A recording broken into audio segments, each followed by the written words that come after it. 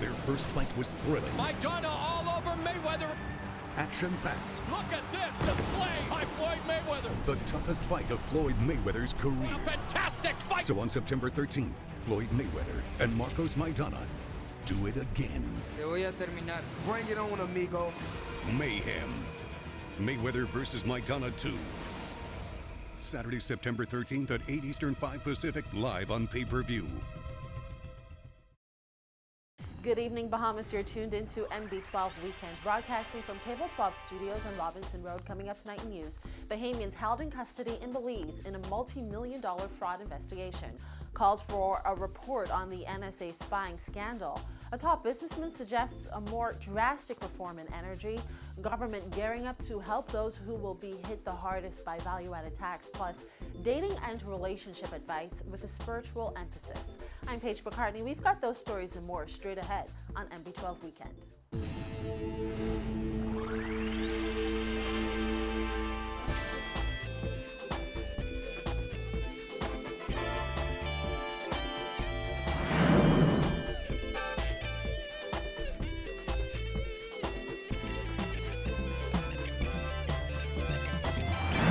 Welcome once again to MB12. Two Bahamian men indicted by the United States in an alleged $500 million money laundering scam in Belize have been detained in that Central American country. The Nassau Guardian reported on Thursday that 34-year-old Calvin Leach and 29-year-old Ron Knowles are among 6 men who were indicted in a U.S. federal court on Tuesday for participation in an alleged $500 million offshore asset protection, securities fraud, and money laundering scheme based in Belize. The U.S. said it will seek to extradite the men.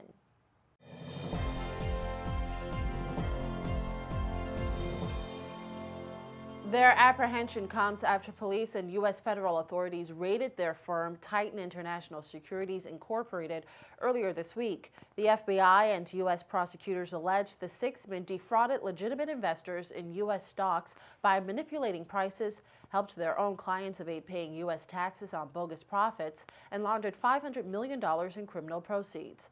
The indictment asserts that the allegedly corrupt clients represented by those charged include over 100 unidentified U.S. citizens and residents.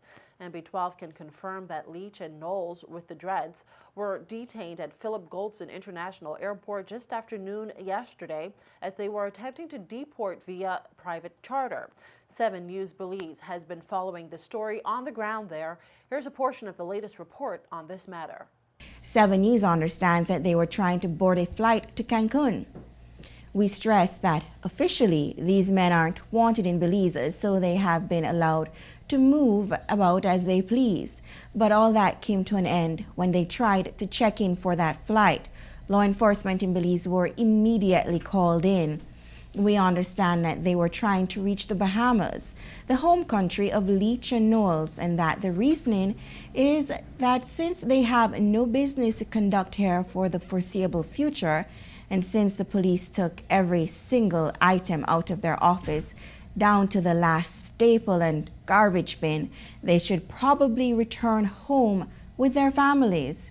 But that plan was foiled when police arrived, detained them, and escorted them along with a sizable quantity of luggage to the Ladyville police station. The officials from that station wouldn't confirm, but we understand that personnel from the FIU took over the investigation and started to question them about their intentions. Jacob Frankel, a U.S.-based lawyer for Leach, Knowles, and Titan International Securities, Inc., said in a statement that his firm, Shulman, Rogers, Gondel, Porty, and Ecker, is confident that its clients would be exonerated. Now, prosecutors claim that in order to conduct their alleged scheme, Leach, Knowles, and the other defendants created shell companies in Belize and Nevis for their corrupt clients and placed nominees at the helm of these companies. It's alleged that investors whose ownership interests in the companies was hidden were able to manipulate stocks, making profits, and transfer the proceeds back to the U.S. against U.S. tax and anti-money laundering laws. The indictment was identified as part of efforts underway by United States President Barack Obama's Financial Fraud Enforcement Task Force, created in November 2009 to wage an aggressive, coordinated, and protective effort to investigate and prosecute financial crimes, according to a release issued by the FBI on the case. And Foreign Affairs Minister Fred Mitchell told NB12 Today that no one in his ministry has been contacted about that case. In other news, police on Eleuthera say a 19-year-old died in a traffic accident early this morning. Reports are that the Jane Cistern Eleuthera resident was driving along the highway in that area shortly after midnight when he lost control of his vehicle and crashed into a wall, trapping him inside. He was pronounced dead by the local physician. Police say a 23-year-old man was shot at around 7:30 last night in the Kemp Road area. According to police, the Carib Road resident was standing outside a bar on Kingston Street when he was approached by someone he knew who shot him in the buttocks. And police say a verbal altercation became violent last night, resulting in several people being stabbed. Reports are that at around 8 p.m., a 56-year-old woman and her male friend were arguing in the Ghana Circle area of Elizabeth Estates. Police say other people joined in the altercation, resulting in 3 people being stabbed multiple times about the body. A female was reportedly stabbed by her fiancé, as well as a 24-year-old female and a male who left the area in a vehicle. Both police say the injuries in that instance were not life-threatening. Police are investigating all of these incidents, but they're appealing to members of the public who may have any information to contact them at 328-TIPS. And St. Anne's Member of Parliament Hubert Chipman has said that the Minister of Foreign Affairs Fred Mitchell has failed to get answers from the Bahamian people regarding alleged spying on Bahamian mobile phone users by the United States National Security Agency. Mitchell has said that the government was expected to receive a report from the United States State Department in June addressing the claims. Chipman, who is Shadow Minister of Foreign Affairs, said the time has long passed for the Bahamas to receive a response from the American government, and he was always doubtful Mitchell would get an answer.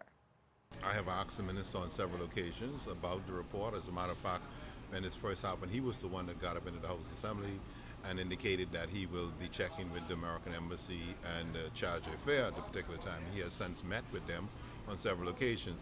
I think it was about 2 weeks ago, 3 weeks possibly, that I asked him again about the report from the U.S. government. I saw him the following day and he said he had met with them again and there is no report, so he can't do any more than that but to ask. The allegations were first reported on May 19th and were based on documents allegedly leaked by former NSA analyst Edward Snowden. The story was originally reported by U.S. website The Intercept. According to the documents, the NSA was using a program called Somoget to store and collect full-take audio of cell phone calls in the Bahamas and one other country, revealed to be Afghanistan by WikiLeaks founder Julian Assange. And following weeks of sporadic power outages throughout New Providence, prominent businessman and former Chamber of Commerce President Dionisio de Aguilar has suggested that the Bahamas needs energy reform with lower electricity costs. His comments come as government finalizes the BEC restructuring deal. Simone Davis has the story. De Aguilar said there is a high demand for energy reform in the Bahamas, and the government is not spending money wisely because they are not investing money into BEC. I mean, why aren't we putting resources into ensuring that we have power 24 hours a day, 7 days a week? I mean, why are we building something in Andros that's going to affect so few, whereas the fact that we don't have power every day affects everybody? You can't run your economy on this lousy power structure, this BEC situation that we have here. Something needs to be drastically done. And they may say they're moving towards that, but to go and take $50 to $100 million to go pump into Andros right now, and power's going off every day in New Providence, I don't know. Maybe I think there's a better use of funds. De Aguilar said the government should change the way that it's running BEC. He said the company should look into starting prepaid electricity to make it easier for residents to pay their bill. We also have to change the way we run BEC. The fact that nobody's paying their bills, primarily because they can't afford to, but primarily because it's not a priority. Do you know a Bahamian who doesn't have a cell phone? We all have cell phones, and they all on. So it's just a question of priorities. A cell phone is a priority, a BEC bill is not. And how do you get them to make it a priority? I've said this many, many times. In many countries of the world, they have prepaid electricity. Everybody goes on what works well? Prepaid cell phones. What would work well? Prepaid power. You go into your gas station, you buy your BEC card, you put minutes on your meters. Instead of this situation where we have now where nobody's paying their bills. De Aguilar also noted that with the implementation of value-added tax, Bahamians should expect to see an increase in their BEC bill. He says that is why it's important for the government to consider fiscal reform. Last year, Prime Minister Perry Christie announced reform plans for BEC in an attempt to lower energy costs to consumers. Following repeated delays, no deal has been announced to date. Reporting for NB12, I'm Simone Davis.